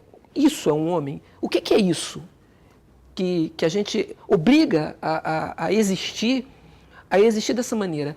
O que esperar disso? Inclusive a revolta, né? Ódio. Mas só se pode revoltar no sentido prático quando alguém se sente empoderado o suficiente para demandar direitos, compreender a lógica dos direitos, vocalizar como cidadão o seu desejo, a sua demanda de... Que é o que pode estar acontecendo agora, né? Agora sim que o Brasil teve a melhora, a redução de desigualdades, sim. Uma potencialização que se estendeu, sobretudo pelos mais pobres, acesso à universidade. Então, essa revolta ela só pode existir porque o Brasil melhorou, eu costumo dizer, né?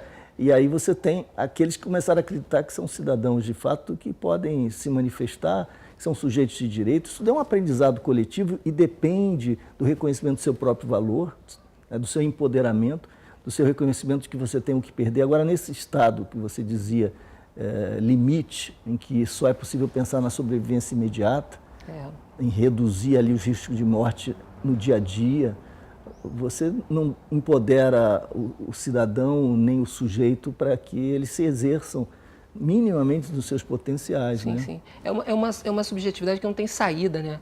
É o que o Bauman, naquele livro que ele escreveu, chama de vida desperdiçada. A pessoa se sente uma vida desperdiçada. Ora, eu só tenho uma para viver, até prova em contrário.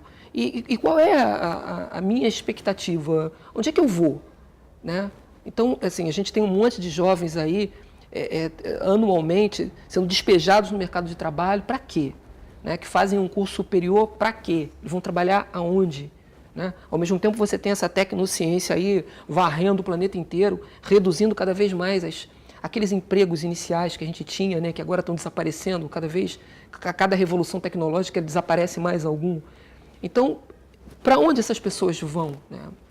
Elas vão dar curso às suas existências como?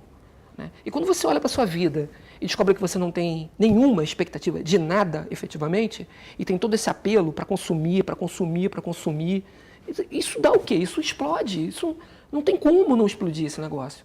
Né? Se não explodir, tem alguma coisa errada com a gente. Se não explodir, então, nós nos transformamos no quê? Né? Que tipo de ser humano não se revolta quando olha para a sua vida e descobre que ele não tem, na verdade, chance nenhuma? Nenhuma. Não tem chance de nada, efetivamente. Como não tem? São vidas desperdiçadas mesmo. É como o Bauman fala, não tem mais aquele negócio de exército de reserva, não. Não tem mais. Quem está fora, está fora. Nessa nova ordem. E aí eu entendo o ódio contra isso que está aí, né? O ódio contra os bancos. O banco representa isso. O capitalismo financeiro, né? O banco é a cara disso. A lata de lixo, o Estado que de alguma maneira reproduz isso, essa lógica.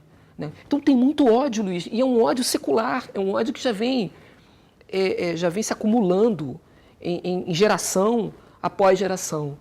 E a questão é, como é que a gente dá conta disso tudo agora? Tem serviço público para dar conta disso? Tem mercadoria para dar conta disso? Essas pessoas querem mais capitalismo, na realidade. Elas não querem revolução. Esse é o meu desespero. Porque se quisessem revolução, poxa, maravilha. Mas não querem revolução, elas querem mais capitalismo. Só que não tem. Olha o problema. Olha o problema que a gente... Eu acho até que eu estou falando demais. Mas é isso. Se fosse revolução, poxa. Mas não, eles querem mais capitalismo. Caramba, Luiz, é uma coisa assim... Às vezes que eu entrava numa favela, era fácil de você identificar aquele garoto que estava mais pela postura, pelo gesto, pelo tênis, né? Porque ele destoa. Mas caramba, o que o garoto quer? O garoto ele quer aparecer para a menininha ali. Ele quer, poxa, eu tenho poder, né? Eu mando aqui, eu ganho mais do que meu pai porque eu trabalho na boca de fumo. Cara, mas o que ele quer é expressar a sua subjetividade, ele quer ser visto. Né? Mesmo que seja ali, no meio daquela comunidade, são 120 mil pessoas, são 100 mil pessoas, isso é coisa pra caramba. Né? E aqui fora, ele seria o quê aqui fora? Cara, isso é de uma humanidade, isso. É assim, de uma coisa, ao mesmo tempo, tão dramática, tão triste, você olhar para essa massa de pessoas e olhar e falar, caramba, essas pessoas não vão a lugar nenhum. Não vão a lugar nenhum. Elas estão condenadas. Desde o momento que elas nasceram. E como é que a gente muda as polícias? Pois é, eu acho que esse, por exemplo, aquilo que eu estava falando, assim, eu acho que o que pode acontecer hoje, a melhor lição que a gente tem hoje é o seguinte, a gente precisa aproveitar isso daí para, por exemplo, falando da questão da polícia, em um determinado momento, a questão da militarização da segurança, especificamente o fato da polícia no Brasil, a polícia ostensiva, se organizar debaixo do modelo de administração militar, passou a ser uma pauta ou uma reivindicação aí dos manifestantes. Eu acho que a pior coisa que pode acontecer no momento é você não discutir isso, é você ignorar isso. Caramba, eu acho que é isso que eu digo, aproveitar esse gancho de junho para a gente para a gente não... Tudo bem, isso era para ter sido feito em 88, não foi. Vamos fazer agora. Sabe que o Lindbergh apresentou a PEC 51, né, Sim, no Senado. a PEC 51, eu até li, excelente, o texto está perfeito. Respeita a questão do tamanho desse país, né? Permite que cada estado, respeitando as suas especificidades, não adote aquele modelo monolítico que a Constituição de 88 adotou, ou seja, os estados podem criar, os municípios podem criar. Isso é uma coisa... A pior coisa que pode acontecer agora é a gente não aproveitar isso daí e sentar e discutir, né? Porque eu acho que a chance que a gente tem de repente, aprender alguma coisa de junho para cá, com essas jornadas de junho, é justamente aproveitar essa oportunidade que a história está nos dando, da gente tentar construir alguma coisa diferente, falando especificamente em termos de segurança pública, né? Eu acho que é a oportunidade que a gente tem de discutir a militarização da segurança, da lógica de segurança pública, dessa coisa de amigo, inimigo, né? que o militar opera, né? E que a gente tirou de dentro dos nossos quartéis e espraiamos para o conjunto da sociedade, né? Eu acho que a gente opera muito em termos disso. A gente não consegue olhar para uma favela sem olhar para a favela como um território que precisa ser conquistado, invadido. E isso, né? Então, sob esse ponto de vista, eu acho que o momento é assim, absolutamente desafiador, porque as chances, né, pode dar, como eu disse, a gente pode realmente mudar ou não, ou mudar ainda para pior. Mas eu acho que a pior coisa que pode acontecer é a gente não fazer nada, né? É ignorar isso, né? É ignorar essa voz que está vindo das ruas e ficar de braços cruzados achando que isso é uma marolinha, né? Quer dizer, isso vai passar. Eu acho que não vai passar. Tomara que não. Eu acho que não vai passar. Eu acho que a gente... Eu me lembro de um livro do Negri, você conhece, o Império, depois o Negri escreveu Multidão, né? Eu acho que aquilo ali não é o povo. Aquilo ali é uma coisa nova. É multidão aquilo ali. São várias singularidades querendo se expressar, né? Não é mais o povo. Ali tem os black bloc, ali tem o cara querendo a volta do Conca. Eu vi um garoto genial isso. Eu vi um garoto com um cartaz escrito, eu quero a volta do Conca, sabe? É isso. Aí tem o pessoal querendo a questão da homossexualidade, do orgulho gay, tem o outro do negro, do racismo. Sim, só para o pessoal saber, o Conca, nem todos são tricolores, pois é, ou são do Rio de Janeiro. O Conca é um grande craque. O Fluminense foi vendido para a China e a torcida tricolor tem muita saudade. Muita saudade. Cara, quando eu vi aquilo, eu falei, caramba, que coisa genial. Aqui tem um negócio diferente. Aqui tem um negócio diferente, né? Enfim, esse momento histórico que a gente está vivendo, que é assustador e ao mesmo tempo fascinante, né? Isso é uma coisa... Cara, como lidar com isso? Eu não sei. Mas uma coisa eu sei, a pior coisa que a gente pode fazer é ignorar isso e não dialogar, e não procurar... Vem cá, vocês estão querendo a desmilitarização da PM? Vem cá, então vamos conversar. O que é militarização? O que vocês entendem por militarização? Será que no Brasil... Se vocês estiverem pensando só que a polícia vai deixar de ser militar, e aí a gente vai ter, de um dia para o outro, uma polícia maravilhosa. E a Polícia Civil, que é tão ruim quanto a PM. Pois é. Então, quer dizer, tem uma coisa para além disso, né? Eu até acho que a polícia deveria ser civil, até entendo que esse é o melhor modelo, mas esse é um debate que não é claro para todos, né? É preciso ter bem claro que uma coisa é o modelo de administração militar e outra coisa é militarização como uma ideologia, né? Se é que a gente pode usar essa expressão. Que aí tem um debate muito sério que a gente precisa travar no Brasil e que o momento é agora. Eu acho que agora é o momento. Senão a gente desmilitariza e mantém a mesma cultura belicista, contra os direitos humanos, essa mesma estrutura disfuncional, oprimindo os trabalhadores policiais. Pois é, e não muda nada. Ou você pode fazer uma mudança atabalhoada, uma mudança sem uma reflexão maior e resultar em alguma coisa que seja pior. Quer dizer, eu acho que a gente não pode perder o foco, tem que fazer mesmo, tem que sentar, tem que discutir, tem que ouvir o que a rua está querendo dizer para a gente, mas com seriedade, com a serenidade, com a seriedade que se merece. Mas a coisa está aí, né? Você falou na multidão, no Negri, etc. Eu me lembro de um debate que suscitou uma reflexão que eu queria compartilhar com você, que eu achei interessante. Um estudante me perguntou o seguinte, nós estávamos discutindo na aula os movimentos, eu tinha feito uma longa exposição, etc.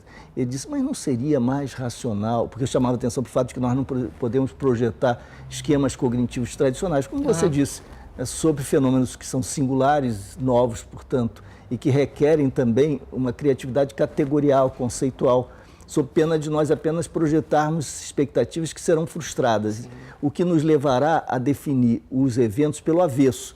Então, nós diremos deles que eles não são organizados, não têm liderança, não têm objetivo, não, enfim, e não tem, numa lista quase infinita do não ter, das lacunas. E, no entanto, são fenômenos, eles estão aí. Qual é a sua positividade? No sentido até filosófico, qual é a sua positividade?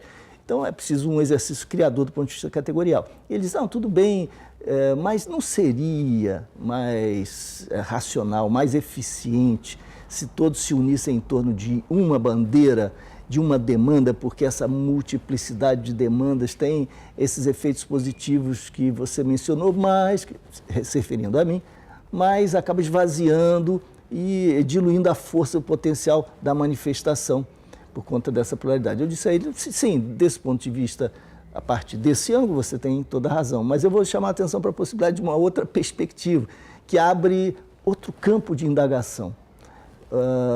Eu escrevi há uns 20 anos, mais ou menos, uns textos sobre uma categoria da cultura política brasileira que eu considerava e considero, e que até junho, absolutamente crucial, que é o pronome eles.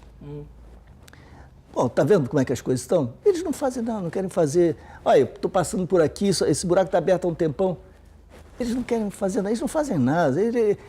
Quem são esses eles? Esses eles, pronome assim, plural, vago, são sempre os outros, mas são os outros superiores. Então, são detentores do poder econômico, poder político, em geral do poder político, são autoridades, mas indefinidas.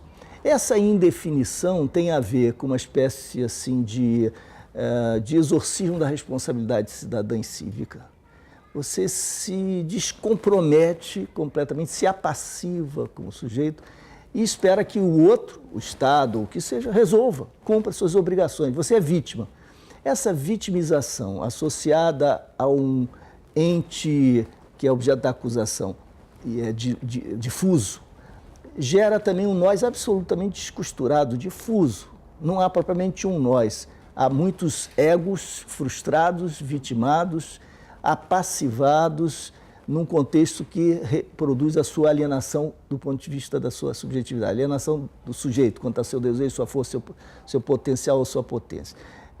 E é o quadro ibérico, colonizado, brasileiro, que, entretanto, não dá conta do conjunto da cultura política brasileira, da sociedade brasileira, porque ela é muito ativa, muita agência humana, muito protagonismo, é evidente, mas dá conta de um aspecto muito importante, que tem tido força. Quando você tem uma imensa manifestação, uma multidão, não uma faixa única, que é objeto daquelas negociações nas salas fechadas dos partidos, dos sindicatos, nas assembleias, nas quais as direções já chegam com as pautas resolvidas, inclusive.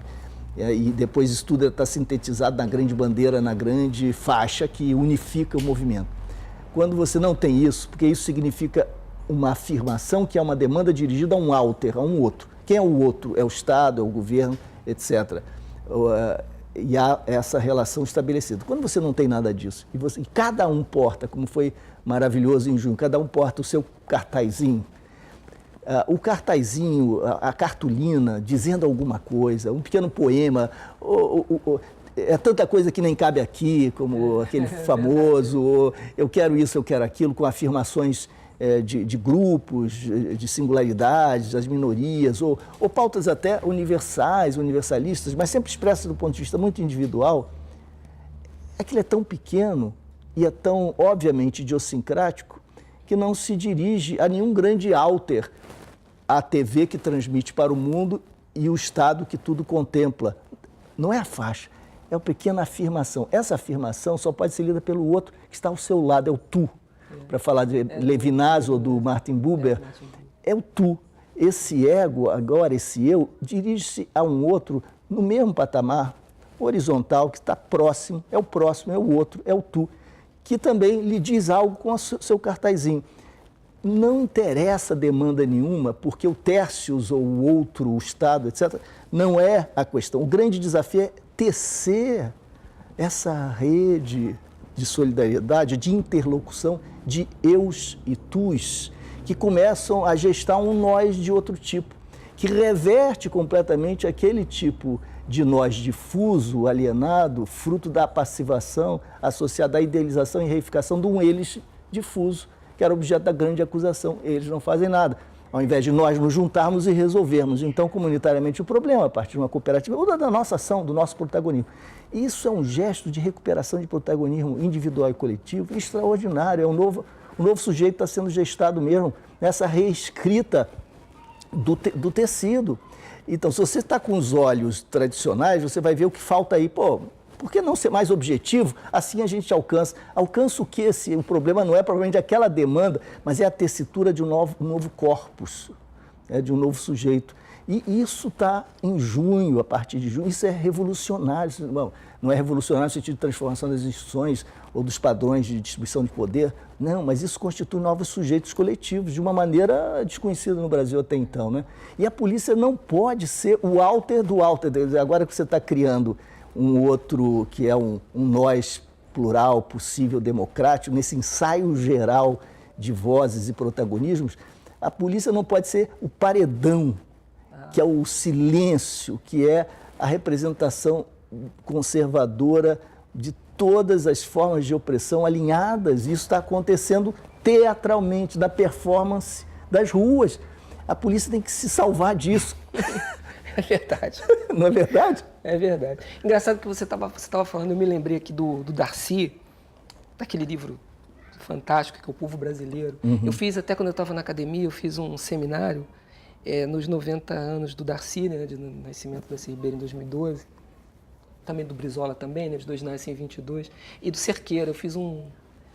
E esse livro foi motivo... Cerqueira nasceu quando? 31, mas o Brizola... Mas eu fiz eu coloquei os dois juntos, a obra do Cerqueira e a obra do Darcy, sobretudo o povo brasileiro. E o Darcy, nesse livro, ele fala de uma coisa muito legal, que ele diz que, pensando, né, sobre quem somos nós, os brasileiros, ele fala que o brasileiro é o produto da soma de várias ninguémdades, né, que ele usa assim. É um Zé Ninguém, porque ele não é filho do português, e também não é filho do índio, porque ele é filho da Índia, né? Então esse Zé Ninguém, que não era nem português nem era índio, juntou com outro Zé Ninguém. E aí essas várias ninguémdades, né, foram se juntando e constituindo isso que a gente é, sem nenhum projeto, né? O Estado sempre, a gente sempre viu o Estado, de modo geral, como uma coisa meio esquisita, uma coisa meio até inimiga da gente, né? A gente foi se fazendo sozinho mesmo, não tem essa coisa do nós, né? E aí quando você fala, é muito legal essa tua reflexão, porque, pensando por aí, é possível que a gente esteja diante de alguma coisa absolutamente diferente de tudo que a gente viu até hoje como sujeito histórico, né? Como sujeito político, né? Pode ser que a gente esteja deixando um pouquinho para trás esse Zé Ninguém, né? E a gente, através desse encontro que as ruas, depois de junho, eles têm proporcionado... E é um comportamento muito burocrático da polícia militar, sobretudo da polícia militar, porque está ali em questão, ver que nós estamos diante de um momento histórico e aceitar ser instrumento das hesitações governamentais ou de orientações tópicas, pragmáticas e imediatistas, sem pensar no caráter mais profundo de tudo isso. Por isso que eu acho que é urgente, Ibis, que a gente procure esse diálogo, sabe? Transversal. E também tem acho que é a Hannah Arendt, eu acho que é ela que fala naquele Origem do Totalitarismo, salvo engano, é nessa obra que ela olha para a polícia, né, e faz uma reflexão sobre essa coisa da polícia e da ordem, acho que, se não me engano, falando do seu Sesco, né, e da questão da Seguridade, alguma coisa assim. Eu acho que é nessa obra, Origem do Totalitarismo, que ela faz uma reflexão sobre a polícia e essa coisa tentando pensar essa coisa reacionária da polícia, no sentido, tudo já acabou, o ditador já morreu, mas a polícia continua fiel àquela sua vocação de manutenção da ordem, apesar da ordem já estar desmoronando, né? E aqui no Brasil, essa obsessão que a gente tem pela ordem, né, a ponto da gente ter colocado isso... Ordem e progresso. Pois é. E como essa coisa que está na bandeira e está na nossa cabeça, ela só está na bandeira e na cabeça. Claro. Porque, que ordem é essa, meu Deus do céu? Que ordem é essa? Porque você anda nas ruas... A ordem das ruas é uma negação. Da Constituição, por de exemplo. Tudo, claro. Mas está lá. Então, isso é uma coisa muito forte, né? A gente é educado, a própria Constituição da República, ela diz lá, de 88, né? Ela diz lá que a polícia ostensiva, a polícia cabe essa manutenção, essa preservação da ordem, isso acaba sendo um valor a todo custo, né? E você é educado, é formado para ter isso, a ordem, como um valor absoluto, né? Mesmo quando isso não, o que você olha, o que você encontra diante dos teus olhos desmente. Isso, tudo, claro. Quer dizer, como é que a gente pode conviver com isso, como povo, como sociedade? Como é que a gente pode conviver com um discurso e uma mentalidade que é desmentida o tempo todo com a rua, com o que a gente enxerga, né? Essa coisa esquizofrênica entre o Brasil como ideia, né? E as pessoas falam muito, o Brasil está tumultuado. Quer dizer que antes de junho não havia tumulto. Meu Deus do céu! Pois é engraçado isso, né? Isso é 9.231 pessoas mortas em ações policiais de 2003 a 2012, inclusive. Quantos dessas serão execuções extrajudiciais? As histórias que a gente conhece de desigualdade, você relatou tantas.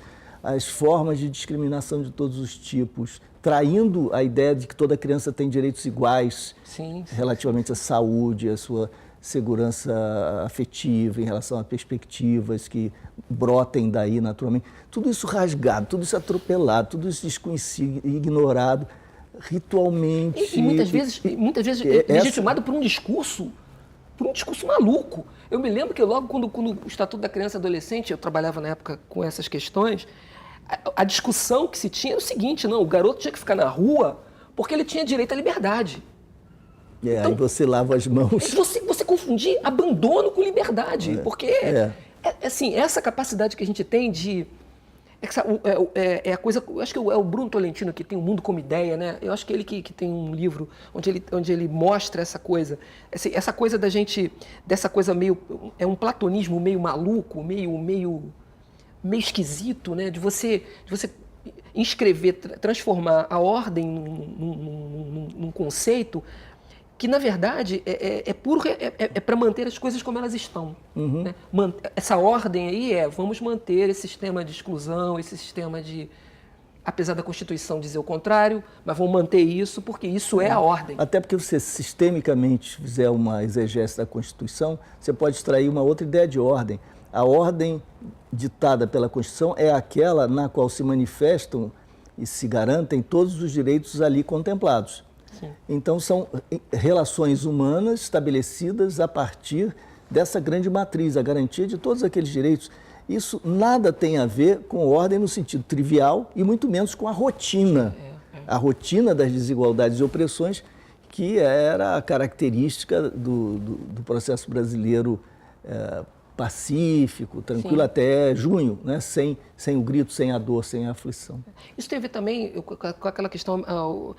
Assim, o próprio sentido de democracia, né? De você entender que se você vive num Estado democrático, você não pode ter conflito também, né? Assim, eu acho que essa coisa da ordem, né? A gente não entende que democracia tem que ter conflito. A gente tem muito medo do conflito no Brasil. A gente tem medo do conflito. Medo porque terrível. O conflito pode significar uma mudança na ordem que está aí, que é injusta, que é perversa, que é excludente. E o conflito indicia pluralidade, diferença. Nós temos um veso autoritário, né, que sempre supõe a retidão das nossas convicções, elas são incontrastáveis, etc. Ibis, foi muito legal. Te agradeço tanto estar aqui. Vamos conversar com os black blocs e com as praças, os policiais que estão ali na ponta. Quem sabe a gente... Vai dar uma conversa bacana. Pelo menos uma conversa bacana. Vai ser bacana. Obrigado, Ibis. Obrigado, Luiz. Obrigado. Eu que te agradeço.